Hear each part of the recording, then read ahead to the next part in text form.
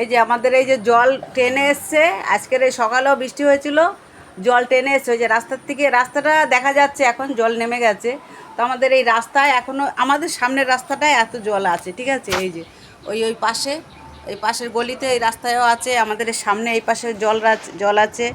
তো এই পাশে জল আছে, কেরম নদীর মতন থই থই করছে। ওই যে আমাদের পাখিদের বাড়ি, বেটুদের বাড়ি, ওই রাস্তায় পুরো জল, আমাদের সামনে এত জল।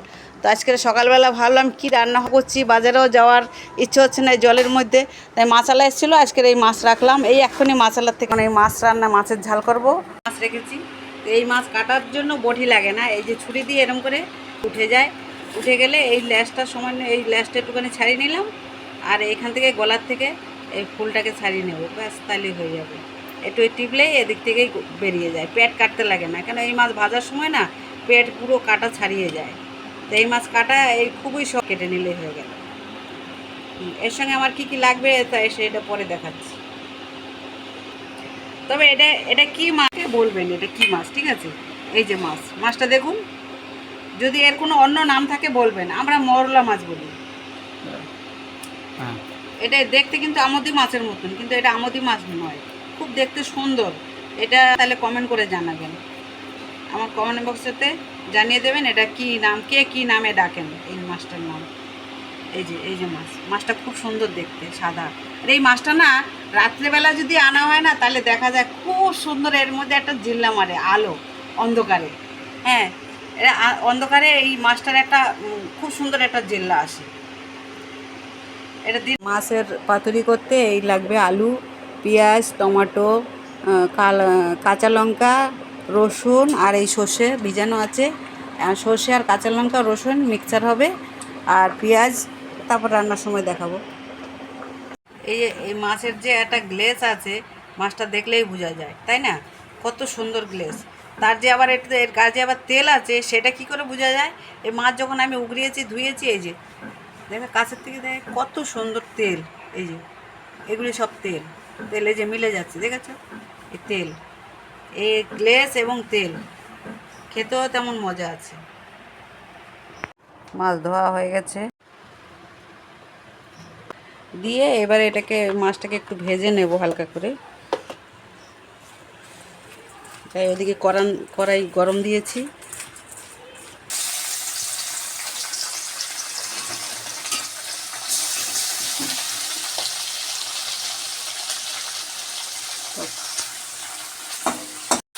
এই ছোটো ছোটো পাতলা পাতলা মাছ তো, একটু এরকম বিছিয়ে দিলে ভালো হয়।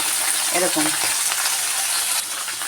বিছিয়ে পাতলা করে দিলে কি হয়, একটার উপরে একটা চেপে থাকে না, আর ভাঙেও না, গোটাই হয়, উল্টাতে সুবিধা হয়।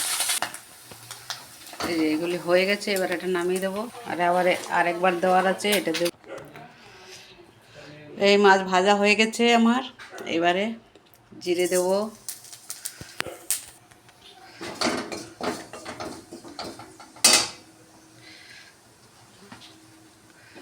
জিরে ভাজা হয়ে গেছে, পেঁয়াজ দেব, এবার স্বাদ অনুযায়ী লবণ দেব। আমি একটু তেল কম দিয়ে রান্না করি, আমার রান্না একটু আস্তে আস্তে হয়, কিন্তু একটু তেল কম দিয়ে করি, তো যার জন্য তাড়াহুড়ো করলে হবে না, ধীরে সুস্থে করি। পেঁয়াজ ভাজা হয়ে গেছে, হলুদ দিয়ে দিলাম। এবার হলুদটা একটু নাড়াচাড়া দিয়ে এর মধ্যে আমি আলুটা ভাজবো একটু কিছুক্ষণ। এবারে আলুটার সঙ্গে কিছুক্ষণ নাড়াচাড়া দেবো, কিছুটা ভাজা হবে, তারপর বাকি যা কিছু দেওয়ার দেবো। এই যে সর্ষে বেটে রেখেছিলাম, সর্ষে কাঁচা লঙ্কা, তার মধ্যে একটু সর্ষের তেল দিয়ে রাখলাম। আমার আলু কষানো হয়ে গেছে, এবার এর মধ্যে একটু টমেটো দেবো, কাটা আছে, দিয়ে দিলাম। টমেটোটা দিয়ে কিছুক্ষণ নাড়াচাড়া দিয়ে একটু কষাবো। একটু জিরের গুঁড়ো দিয়ে দিলাম।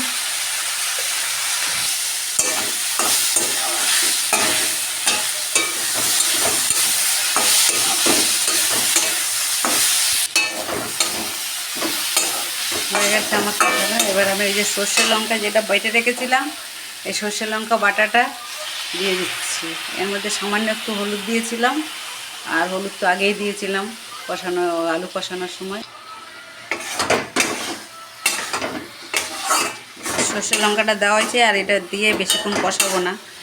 বেশিক্ষণ কষালে সর্ষের লঙ্কা দিয়ে সর্ষে বাটা তো এই, তবে আমি অল্প করে কষাচ্ছি।